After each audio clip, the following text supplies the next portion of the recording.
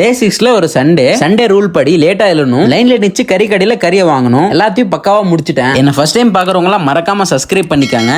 அடுத்த Sunday rule வந்து பிரியாணி. இன்கிரீடியன்ஸ்ல பச்சை மிளகா மட்டும் மிஸ்ஸிங். அதை மாடி தோட்டத்துல இருந்து அறுவடை பண்ணிட்டு பிரியாணியை பண்ணி முடிச்சிட்டேன். ஆனா பொறுக்க முடியல, எப்படா விசில் வரும் அப்படின்னு குக்கரே காவு காத்துட்டு இருந்தேன். உடனே கமெண்ட் செக்ஷன்ல டயட் முக்கிய பிகில அப்படின்னு கொந்தளிக்காதீங்க, இது ஒரு டயட் பிரியாணி தான். இது எப்படி செய்யறதுன்னு தெரிஞ்சுக்கணும் அப்படின்னா சிம்பிள் தான், பிரியாணி அப்படின்னு கமெண்ட் பண்ணிட்டு போங்க. இப்போ வாய்ஸ் ஓவர் பண்ணும் போதே நாக்குல எச்சு ஊறுது, அவ்வளவு டேஸ்ட் அந்த பிரியாணி. அடுத்து ஃபைபருக்கு பீன் சாலட் உள்ள விட்டேன். அடுத்த சண்டே ரூல் பசங்களோட சேர்ந்து கிரிக்கெட். பசங்க எல்லாம் வரதுக்கு முன்னாடியே நான் ரீச் ஆயிட்டேன். இதுக்கு பேர் தான் டர்ஃப். ஆனா எங்க பசங்க புக் பண்ணதுக்கு பேர் வந்து கிரவுண்ட். இதுக்கா 2000 ரூபாய் அப்படின்னு புலம்பிக்கிட்டே மேட்ச ஸ்டார்ட் பண்ணிட்டோம். நான் போய் கிரிட்டுன்னு காட்டு சுத்துறேன். ஆனா ஒரு பாலும் பேட்ல மாட்டவே இல்ல. நான் ஆடி ரொம்ப நாள் ஆச்சு. ஓரமா உட்காந்து ஃபீல் பண்ணிட்டு இருந்தேன். ஆனா கேப்டன் அப்படின்னு ஒருத்தர் இருக்கான், அவன் ஒரே பால்ல அவுட் ஆயிட்டான். இவனுக்கு நாமளே பரவாயில்ல அப்படின்னு மனசை தேத்திக்கிட்டேன். அடுத்து இவன் டீம்ல இருந்தா வேலைக்கு ஆகாது அப்படின்னு பல பேர்கிட்ட ரெக்கமெண்டேஷன் லெட்டர் வாங்கி அந்த கருப்பு சக்கா போட்டுருக்காருல அவர் டீமுக்கு போயிட்டேன். இவன் எந்த வகையில கேப்டன் அப்படின்னு எனக்கு தெரியல. ஃபர்ஸ்ட் பால்ல அவுட் ஆயிடுறான். பேட்டிங்ல ஸ்கோர் பண்றான் அப்படின்னா பவுலிங்ல ஸ்கோர் பண்றான். எல்லாத்துக்கும் மேல இவன் சொல்றது யாரும் கேட்கவும் மாட்டாங்க.